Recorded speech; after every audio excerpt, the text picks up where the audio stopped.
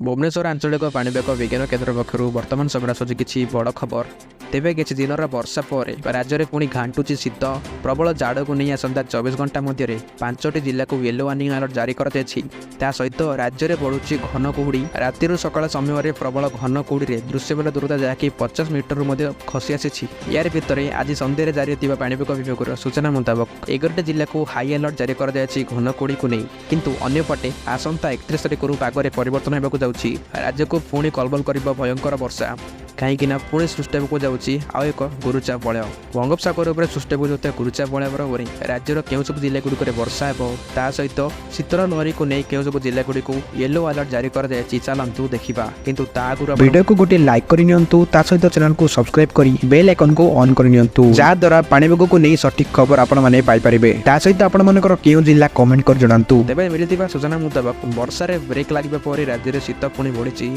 आसंता 2 दिन पर्यंत एभली शीत सहित घन कुड़ी राज्यवासी को कलबल कर उत्तर पश्चिम दिगरू राज्य को ठंडा शुष्क पवन बहुत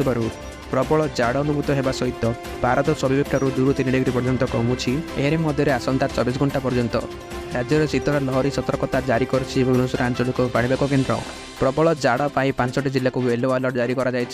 येलो अलर्ट जारी कर जिला गुड़िक होउछि झारसुगुड़ा, सुंदरगढ़, अनुगुल, देवगढ़ और केन्दुझर।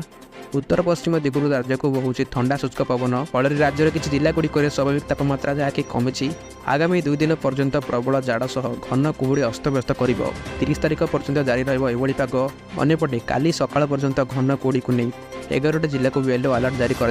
झारसुगुड़ा, सुंदरगढ़, केन्दुझर, सोनपुर, बलांगीर, कलाहांडी, कंधमाल, नवरंगपुर, कोरापुट और मयूरभंज जिला को कुहुड़ी पर सतर्कता जारी कर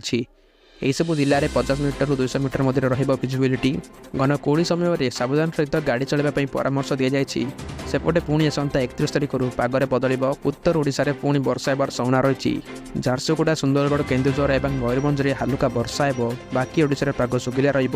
31, 1 और 2 तारिख पर्यंत वर्षा नियाकलन कर।